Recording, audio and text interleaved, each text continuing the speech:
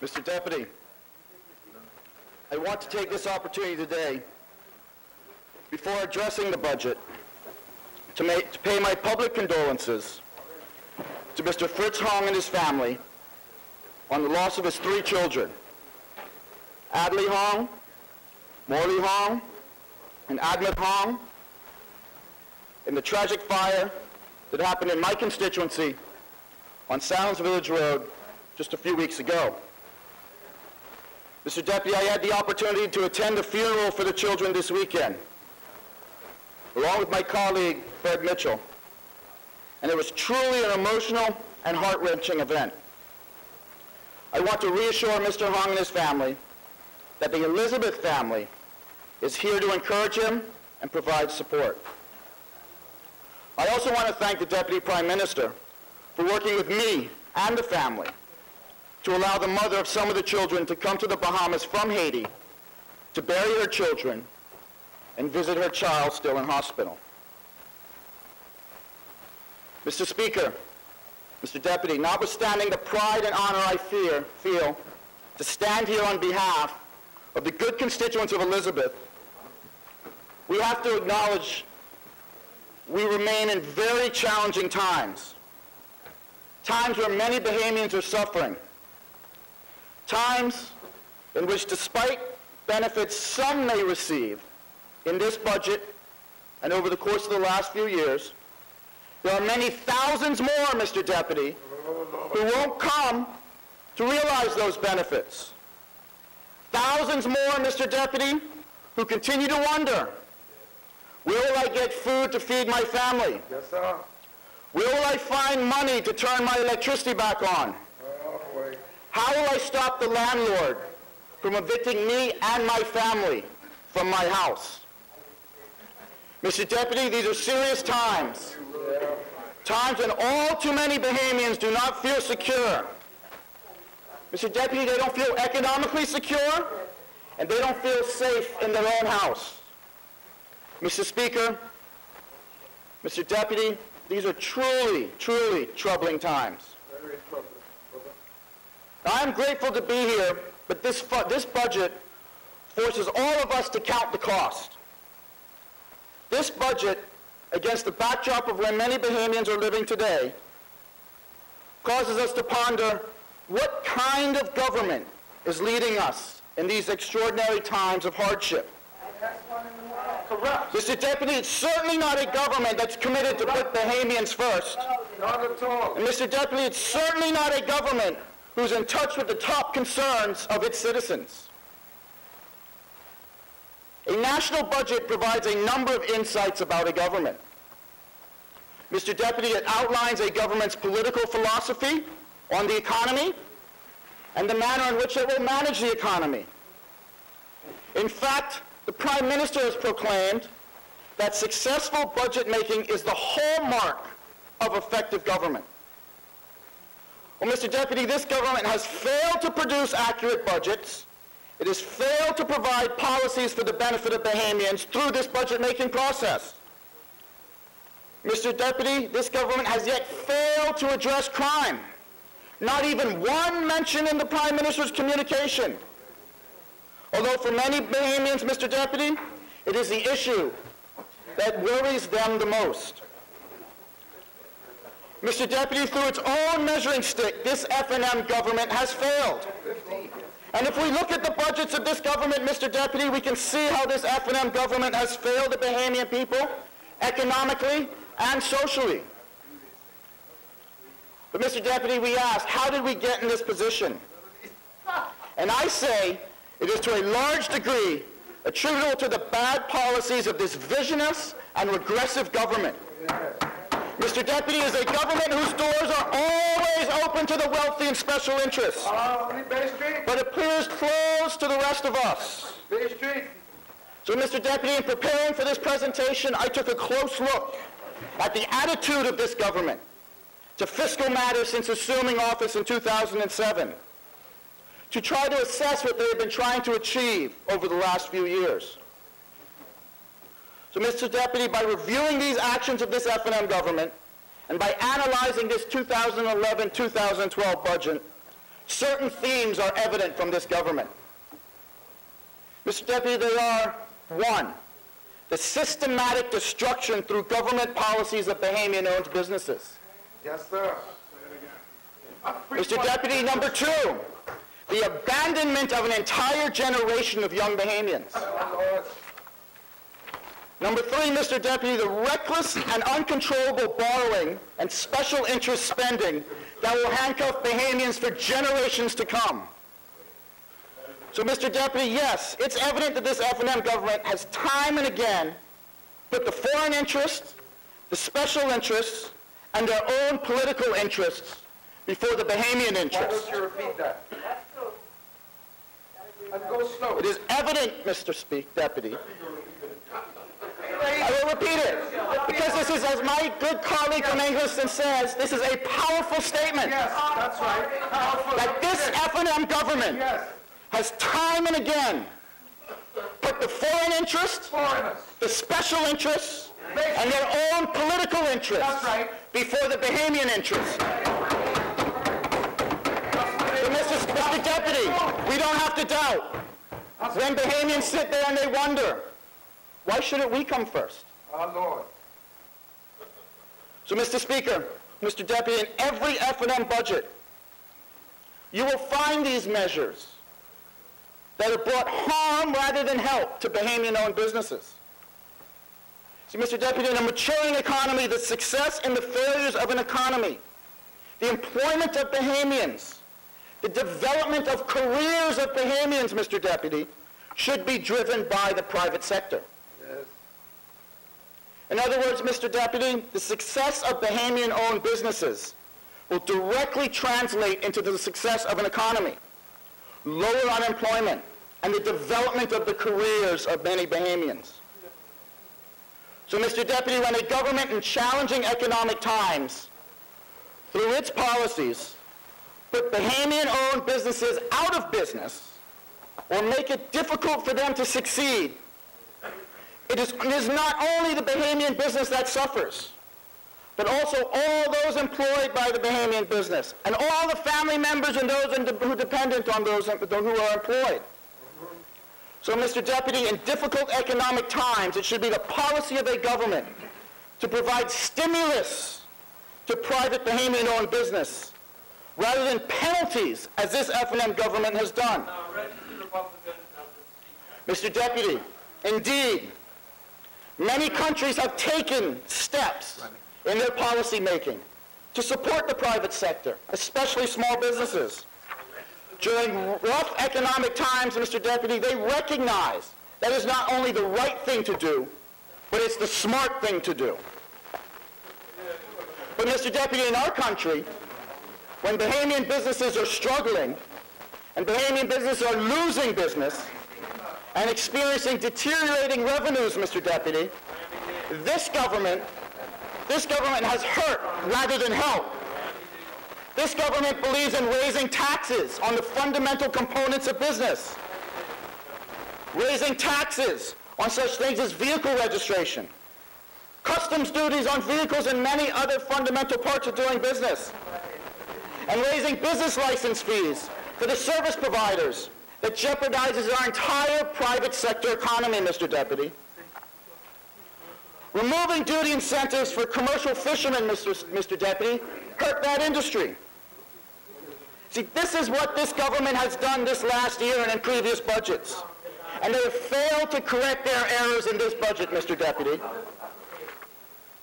Instead, Mr. Deputy, taxes should have been reduced, incentives created to cause the private sector to grow. Mr. Deputy, this would not only help sustain the economy, but it will also provide stability to the ever-increasing unemployment rates. But alas, Mr. Deputy, the only sector growth in this country seems to be the special interest groups who seemingly control this government's agenda. That's right. Bay Street.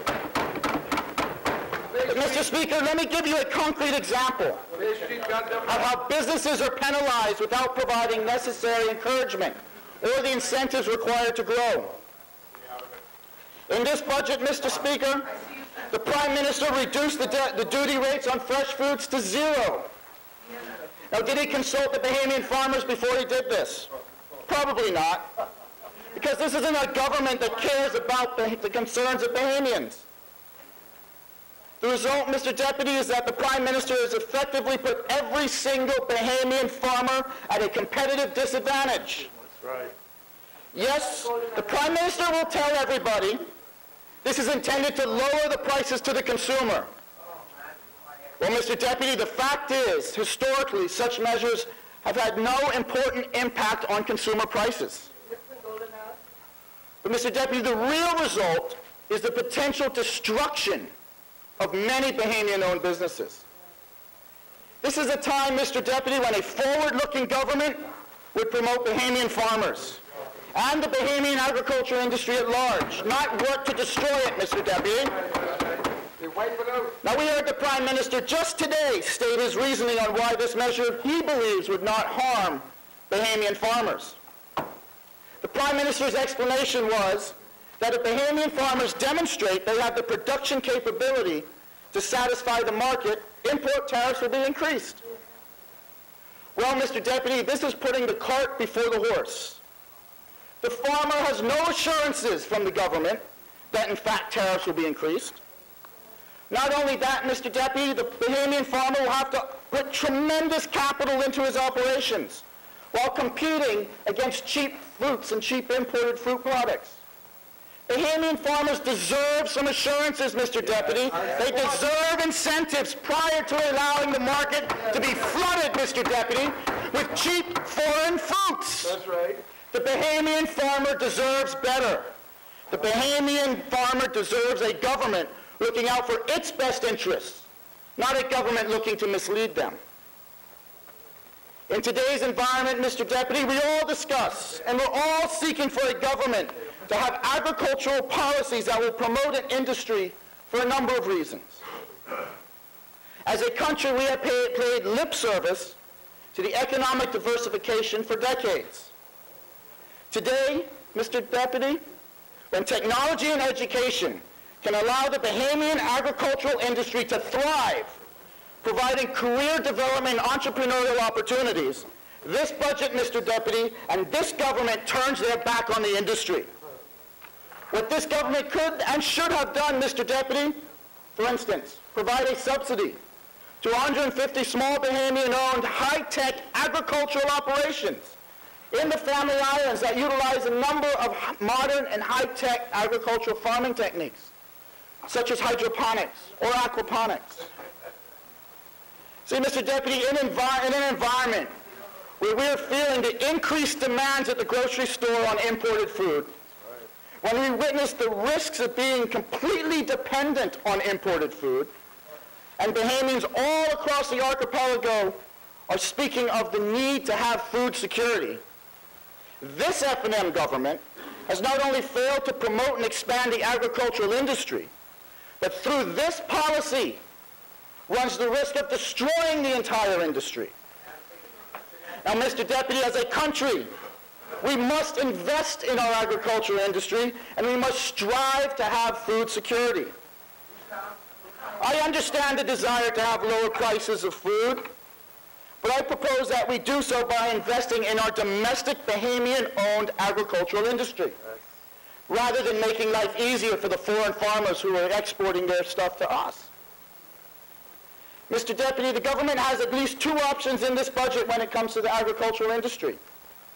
If they are to eliminate duties that they have done on imported fruits, they should likewise provide an equivalent or even greater incentive to Bahamian farmers to at least put them on an equal competitive ground.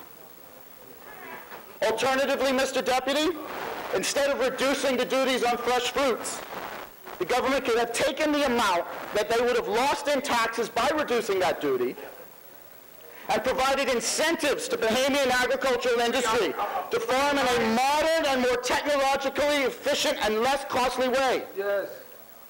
Because we must understand, Mr. Deputy, the main problem is that agriculture in the Bahamas is not research-based. Food production is mired in outdated technology. We must invest in modern farming techniques not implement policies of destroying the industry altogether just because this government doesn't believe in it. Mr. Deputy, we must understand the industry is challenged by outdated distribution systems. We must invest in modern logistics, Mr. Deputy, and distribution to ensure that Bahamian farmers can efficiently get their product to market. So instead of destroying the small business farmer, Mr. Deputy, government policy should encourage education and investment in modern technologies,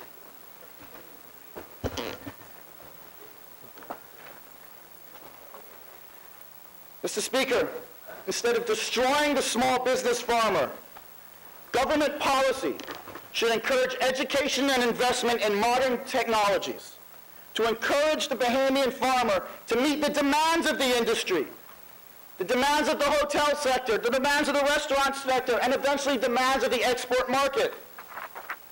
This policy, Mr. Speaker, would have achieved the objective of lowering the price of Bahamian-grown fruits while promoting and encouraging entrepreneurial growth in the industry. See, Mr. Speaker, this is progressive vision required of the government of the Bahamas. This is progressive vision that would have been delivered by a PLP government. The destruction, Mr. Speaker, of the Bahamian entrepreneur becomes more and more evident as we look at the policies of this government. Just recently, Mr. Speaker, this F&M government, by the stroke of a pen, put many Bahamian businesses at risk by allowing the foreign interests to own and operate restaurant and entertainment facilities in the Bahamas. Puts every single restaurant owner and a vast amount of entertainment operations in danger. The PLP, Mr. Speaker, believes in protecting this industry for Bahamians. See, the philosophy, Mr. Speaker, of protecting this industry for Bahamians is that it gives Bahamians an opportunity to participate in an industry that is supported by the tourism market. By allowing the foreign interest, Mr. Speaker, with seemingly never-ending capital to compete in this sector, many Bahamian entrepreneurs in these industries risk going out of business, Mr. Speaker. Some of the most successful restaurateurs in the country that have been around for decades and decades and decades risk being putting out of business. What is more troubling, however, Mr. Speaker, is the broad scope of what an entertainment business is. Will cruise ships now be permitted to own their own shore excursions? Will hotels now be able to operate entertainment operations outside of their resorts? Will a foreign interest be permitted to have an entertainment and restaurant boat on the harbor, potentially destroying every single downtown entertainment facility? If they get married on the ship now, See, these are the inherent risks to Bahamian businesses, Mr. Speaker, that this government imposed on them with the strike of a pen. wicked. Now, we all know, Mr. Speaker, this F&M government has embarked on a comprehensive capital development program with primary focus on the roadwork projects. Mr. Speaker, much of the primary contracts have been granted to foreign construction firms. Say Chinese. Now, to be clear, Mr. Speaker, the government is borrowing money to pay foreign companies that will automatically take those profits back out of the country. That's right. Mr. Speaker, in a struggling economy, and frankly in any economy, the roadwork contract should be granted to capable Bahamian-owned firms. That's right. See, Mr. Speaker, this not only supports Bahamian-owned businesses, but it also caused the proceeds from the borrowing to be recirculated within the Bahamian economy. This is of utmost importance in an economy where domestic stimulus is desperately needed. So, Mr. Speaker, when you spend infrastructure monies with Bahamian businesses rather than foreign businesses, the money stays in the country, recirculates many different times. See, this provides stability in an economy. It provides growth, encouraging job creation, more than one level of job creation, supporting directly and indirectly, Mr. Speaker, Bahamian-owned businesses. See, Mr. Speaker, instead this government, like they have done in the past, and seems to be their trend, decided that foreign is better. The PLP would have been different, Mr. Speaker, In fact, the PLP was different because we voted against this initiative on the grounds of putting Bahamians first. That's right. Bahamians first. This is our country. Now see, Mr. Speaker, the anti-Bahamian business philosophy is once again evident in the way this F&M government is undertaking its roadwork program, and especially on Prince Charles Drive, affecting many businesses, Mr. Speaker, which will have a direct and indirect effect in my constituency of Elizabeth. Not only did the government proceed with their original work programs, disregarding completely, Mr. Speaker, the suggestions and the advice of area business owners and residences, but is now closing or proposing to close Prince Charles Drive entirely for at least 10 weeks.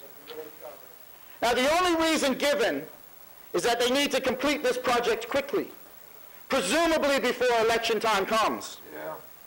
But, Mr. Speaker, I believe Bahamians are more important than currying any favors for election. Mr. Speaker, see, the PLP believes in Bahamians first. That's right. The policies of this government do not demonstrate this. They believe in politics before people. And Americans like you. Mr. Speaker, businesses along that entire stretch, such as Sherwin-Williams, such as the Swiss Pastry, such as the gas station and many others, they may not survive this road closure for 2 months.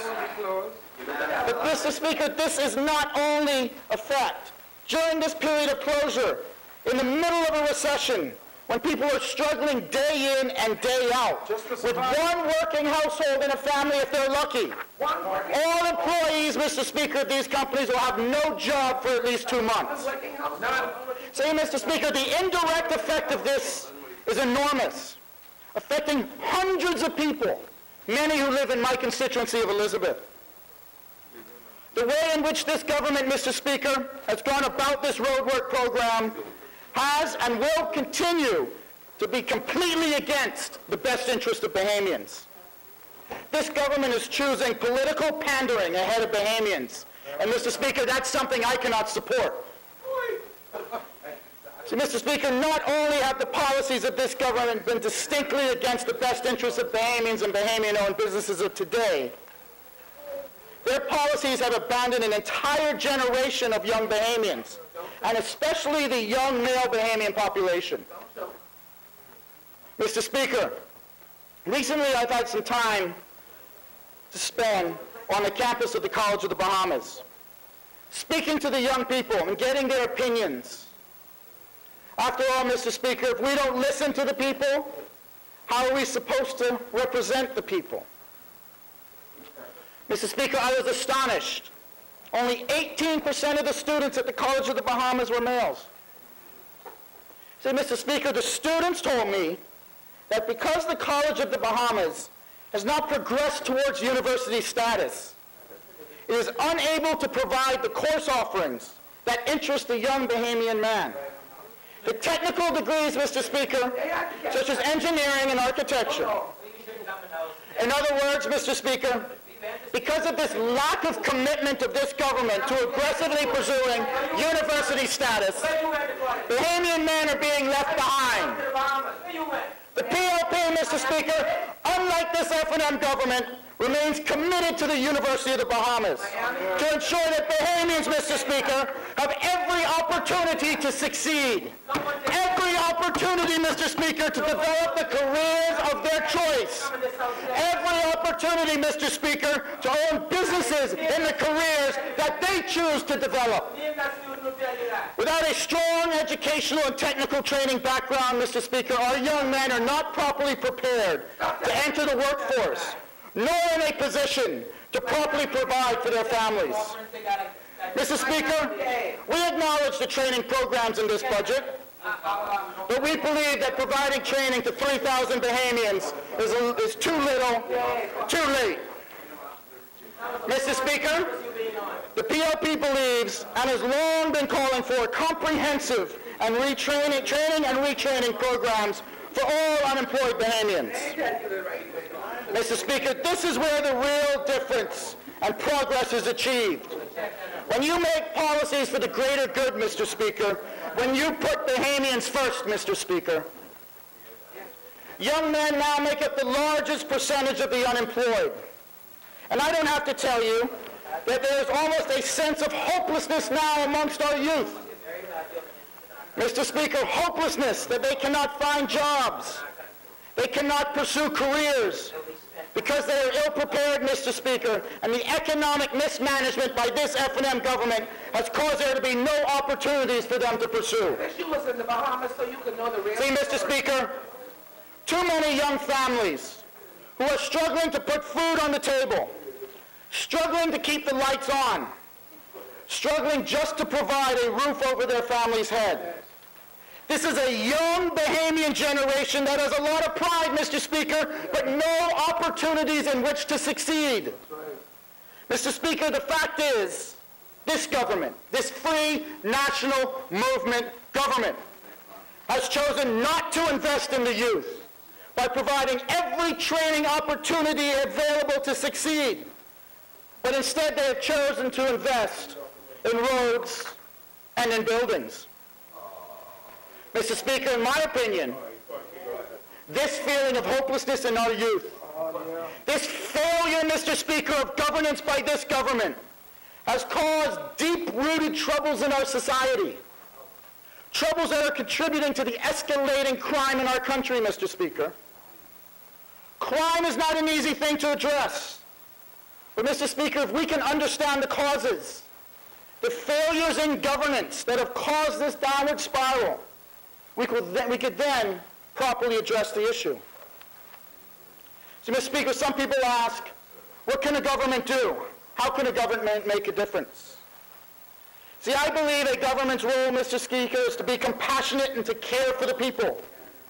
The first priority of a government of the Bahamas, Mr. Speaker, is to provide every possible opportunities for Bahamians to excel, for Bahamians to achieve the educational goals that they want to achieve, for Bahamians to develop careers, for Bahamians to be economically empowered, Mr. Speaker, for Bahamians to be in a position to accomplish whatever they want to accomplish.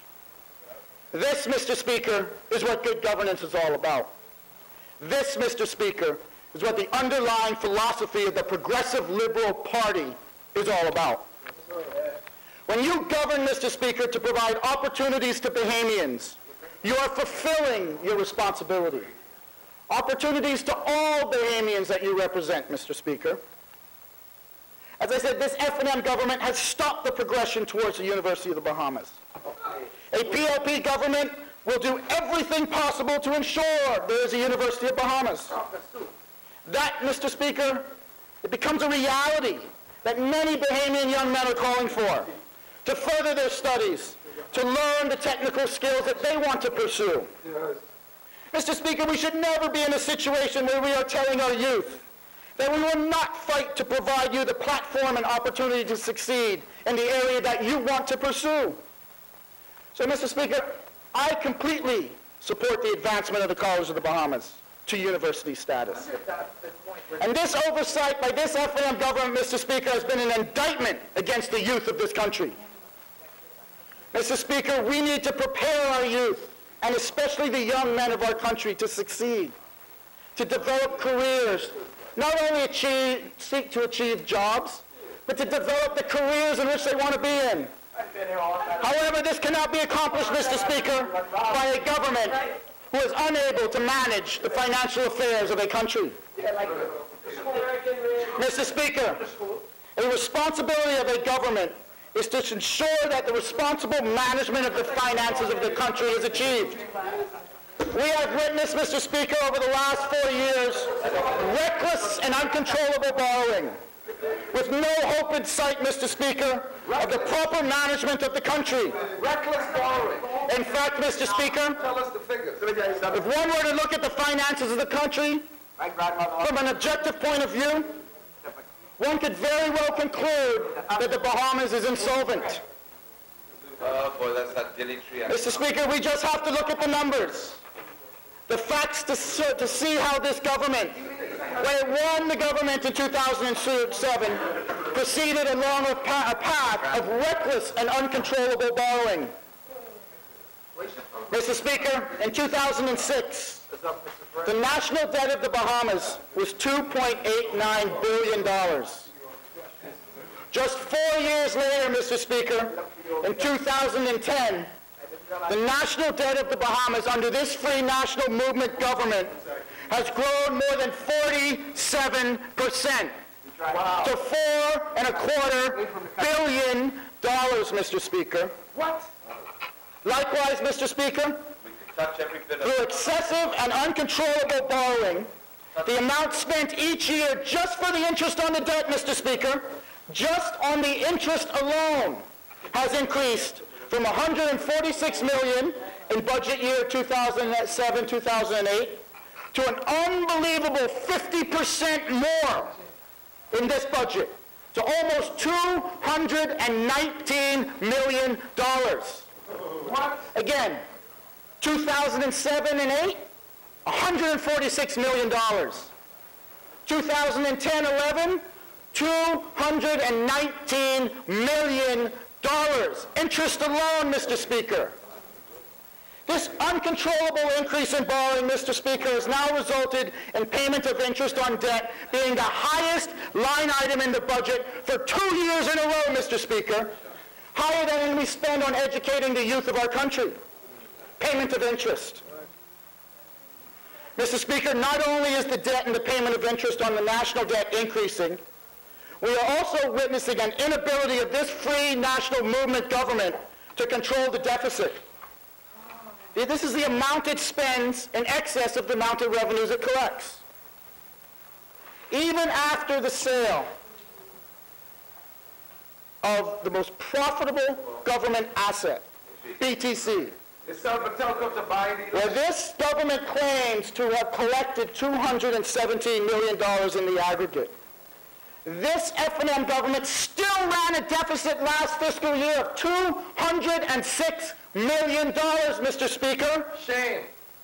Now, maybe today, Mr. Speaker, many of them on that side, if they had a backbone, would say they regret selling the major Bahamian asset of the country at fire sale prices. I got a backbone and the things at the end of it. Mr. Speaker, in any case, what this means is that the proceeds from the sale of the most profitable government asset, Mr. Speaker, the proceeds of the sale of the most profitable government asset went to pay overdraft and reoccurring expenses of this government, Mr. Speaker. I again say, the sale of BTC went to pay overdraft and reoccurring expenses of the country, and not the national debt as this Prime Minister stood in here and said it would. So, Mr. Speaker, when a government cannot control their spending or their borrowing, it restricts their ability to allocate monies to other areas that directly affect Bahamians for their betterment. This reckless borrowing, Mr. Speaker, and reckless management of the finances of this country has a real and tangible effect on the lives of Bahamians today and the lives of the future Bahamians to come. Mr. Speaker, this government, through its financial mismanagement and reckless spending, has limited its ability to invest in new industries and opportunities for Bahamians, to expand education for Bahamians, to pursue the University of Bahamas, and to support our agricultural and fisheries industries. Financial mismanagement, Mr. Speaker, of a country limits opportunities for Bahamians. But, Mr. Speaker, I was pleasantly surprised that after years of expressing my opinion on the financial affairs and scope of the economy, the Prime Minister has finally agreed with my position all along with respect to the tax policy and the ability to raise revenues to support the government. Yes, Messiah. Mr. Speaker, I've been saying for years that the tax base of this country is far too narrow. And as the population grows, Mr. Speaker, the government will be unable to raise the necessary revenues to support the country. Mr. Speaker, last year, Mr. Speaker, this Free National Movement government, they didn't want to listen to us. They didn't want to listen to us. They thought, Mr. Speaker, that increasing taxes across the board without any meaningful policies of economic expansion that raise the necessary government revenues to run the I country. think this definitely was Miami-Dade. Well, Mr. Speaker, this budget is a clear indication that this policy has failed. Let me ask you, And now there is finally a recognition that the tax base, in other words, our economy, is too narrow. Mr. Speaker, our population is growing faster than our economy, 5 years. which means that our government spending is growing faster than its ability to raise revenues. Mr. Speaker, this government, however, having recognized the problem, has failed to put forth any solutions. In fact, Mr. Speaker, they have put forth policies counter to the need to expand our economy. This F&M government, Mr. Speaker, instead of putting forth solutions to the problem of having too narrow of an economy, has in fact put forth policies that will contract and shrink this economy. Policies that will destroy industries such as the agricultural industry and agribusiness. Policies that will limit fisheries, Mr. Speaker. Furthermore, it seems that although recognizing the problem with tax collection and policy, this government still only wants to focus on collections, Mr. Speaker. This government seems to be creating the IRS of the Bahamas. They are creating a central tax enforcement agency called the Tax Administrative Division. Absolutely. What is the untold powers of what this tax administration division will have? Mr. Speaker, will it operate like the IRS in the United States? Is this a predicate, a foundation for an income tax in the Bahamas, Mr. Speaker? These are all open questions that Bahamians deserve answers to. See, Mr. Speaker, you cannot and should not implement step-by-step tax policies without discussing with Bahamians the implications and total picture of tax reform in the country. tell them after the election. I say, Mr. Speaker, Bahamians beware. This government has never been transparent in its tax policies.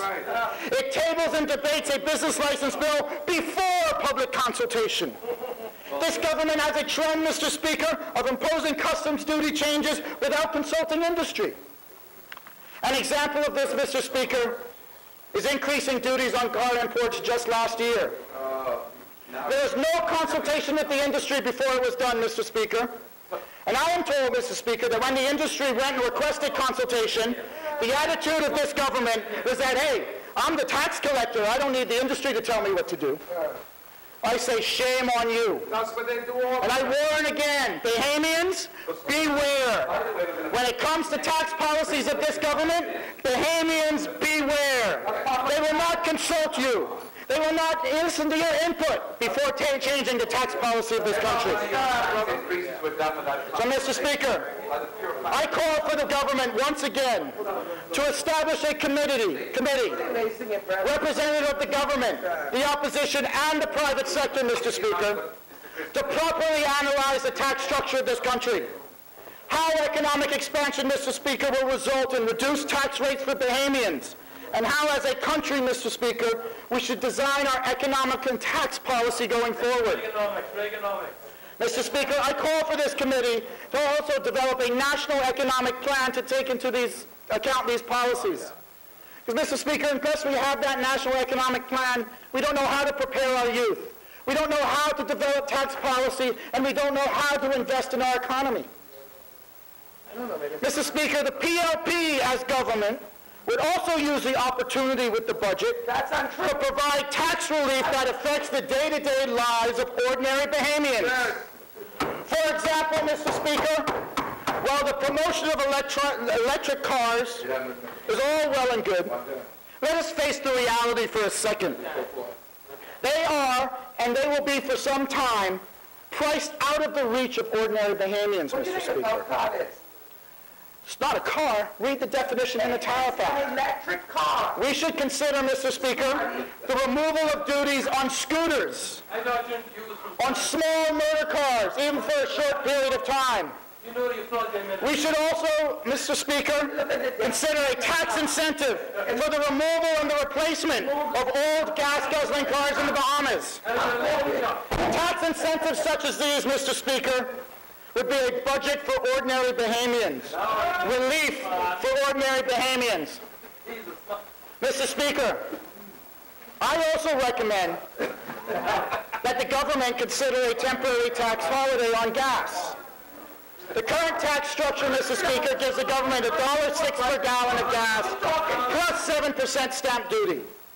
When global oil prices rise, Mr. Speaker, to a level, the highest levels we have seen during this time of year in recent history, the government should consider a temporary reduction in these taxes. Mr. Speaker, this would provide meaningful and real-time relief to ordinary Bahamians in a time when relief is most needed. Similarly, Mr. Speaker, I recommend the government meet with the Central Bank of the Bahamas and discuss a temporary reduction of the prime rate. Mr. Speaker, the prime rate is the measure of interest rates on mortgages. Today, Mr. Speaker, many Bahamians are struggling to meet their month-to-month expenses. A significant component, Mr. Speaker, of these expenses for many Bahamians is their mortgage payment. Mr. Speaker, a temporary reduction in the prime rate would reduce the monthly payments of Bahamians on their mortgages, providing much-needed relief, Mr. Speaker, in a time when they desire such relief just to survive. See, Mr. Speaker, lowering the prime rate would not only provide relief to homeowners, but for businesses, Mr. Speaker, it will provide an incentive for people who are looking to go into business. It will provide an incentive. Cheaper commercial loans would provide an incentive for economic expansion, Mr. Speaker, and this is much needed in today's environment. Mr. Speaker, the PLP believes modifications of tax rates and policy in a time of economic recession should only be done to help ordinary Bahamians sustain and provide necessary stimulus to Bahamian businesses. But, Mr. Speaker, while we disagree with much in this budget, there are a few good ideas. And surprise, surprise, these good ideas came from the PLP. See, Mr. Speaker, we applaud their inclusion. We applaud our ideas included in the budget. Tell them one or two. I'm going to tell them one or two. Yeah, tell them one or two. So they can Mr. Speaker, since I have had the opportunity to represent the good constituents of Elizabeth in this honorable place, I have been calling for small and medium-sized business incentive legislation. And I recognize, Mr. Speaker, that the government has listened to the PLP in this regard. And they have proposed legislation to address small and medium-sized businesses. Mr. Speaker, the communication on this legislation, however, is very vague. And I fear it is a little too late. I advocate for this legislation years ago, Mr. Speaker, when it was already clear, Mr. Speaker, how much small businesses were suffering in this struggling economy. Mr. Speaker, it was quite clear at the time that businesses needed these incentives. In any event, Mr. Speaker, I welcome legislation for the benefit of small and medium-sized businesses. But, Mr. Speaker, I will fight to ensure that the following real incentives to grow Bahamian-owned businesses are included in the legislation. Mr. Speaker, access to capital. The Progressive Liberal Party will work for legislative provisions to provide guidelines for small business lending and even establishment of permanent grants to small businesses. Access to capital, Mr. Speaker, is one of the most significant impediments to growing a business. Mr. Speaker, import incentives. Our current tax structure, Mr. Speaker, of import duties provides a penalty for small and emerging businesses. Most business enterprises, Mr. Speaker, sell product, sell inventory. Therefore, when they import their inventory, Mr. Speaker, and their startup equipment and capital costs, they have to come up with the duty payments up front, Mr. Speaker. This obstacle, Mr. Speaker, frequently prevents a business from getting off the ground. I propose, Mr. Speaker, that any small and medium business legislation incorporate a duty-free or a deferred payment option, Mr. Speaker, for small businesses when they have to import duty or import furniture, fixtures, or equipment to start their business. This, Mr. Speaker, would be a significant incentive for any business looking to get out and grow. This, Mr. Speaker, is a necessary part of any small and medium-sized business legislation. Mr. Speaker, this legislation purposefully establishes a small and medium enterprise development agency. I would recommend, Mr. Speaker, that a key component of this agency be a mentoring and business development training program. That's where you need to go. Mr. Speaker, many Bahamians have good business ideas, but they might not understand what it takes to run a successful business. Training in the form of basic accounting, marketing skills, business plan development. Mr. Speaker, coupled with a mentorship program, will go a long way to promote successfully owned Bahamian businesses. Mr. Speaker, apart from the promotion of tertiary institutions and the creation of the University of the Bahamas, the PLP has long been an advocate and a proponent of the training and retraining of Bahamians. Mr. Speaker, we advocate programs for the training of all Bahamians, whoever might want to be part of the program. Now, Mr. Speaker, this government has presented a plan to train and retrain 3,000 people. With the unemployment number at approximately 36,000 or more, Mr. Speaker, Bahamians all across the country deserve more opportunities for training. The PLP has advocated for the training of all Bahamians who desire it, Mr. Speaker. And as we said on numerous occasions, a government's primary job is to ensure that each and every Bahamian is given an opportunity to succeed. This includes, Mr. Speaker, the opportunity to be trained in skills that are relevant to our developing country. The PLP has always advocated for training initiative that anticipates the need for a 21st century economy, Mr. Speaker. We ask more of this government for the Bahamian people, Mr. Speaker. We demand more. Mr. Speaker, the F&M budget in this and in other instances fails on specifics. Bahamians don't want concepts, Mr. Speaker. They want programs. They want details. See, Mr. Speaker, this F&M government is not interested in consultation. There's no interest in expertise. The opposition, Mr. Speaker, has provided this government with a well-reasoned and researched position on the Securities Industry Act, hoping that they would take some consultative efforts, hoping that there would be bipartisan support in some empty holes that were in that legislation. See, Mr. Speaker, the PLP cares about getting things right, and we care about putting Bahamians first. So that is why we provided, Mr. Speaker, with numerous ways that securities bill could be improved. Mr. Speaker, it is of note that some of the most respected and experienced and knowledgeable members of the financial services industry agreed with our positions. But this F&M government always puts politics first, Mr. Speaker, and never Bahamians.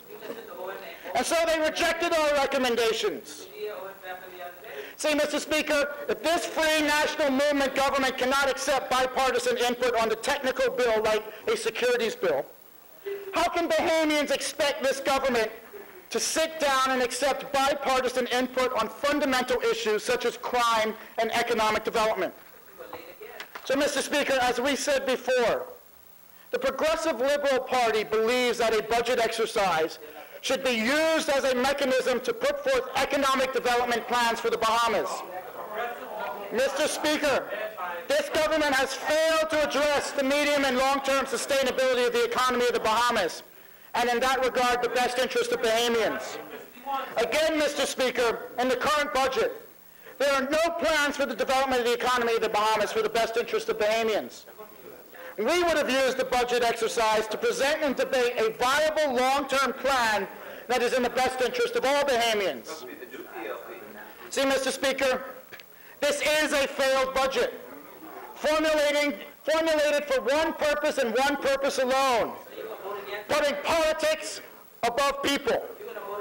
Mr. Speaker, the Prime Minister told the Bahamian people this theme with this budget exercise. He claims, and I quote, a steadfast commitment to fiscal prudence, modernizing and improving public services, strengthening transparency and governance, streamlining domestic business environment, enhancing efficiency and effectiveness of revenue administration. I don't have to tell you that, Mr. Speaker, that this government has failed year over year. I don't have to tell this government that they have not stood up to their own test with a passing grade. The Bahamian people will tell this government that they have failed.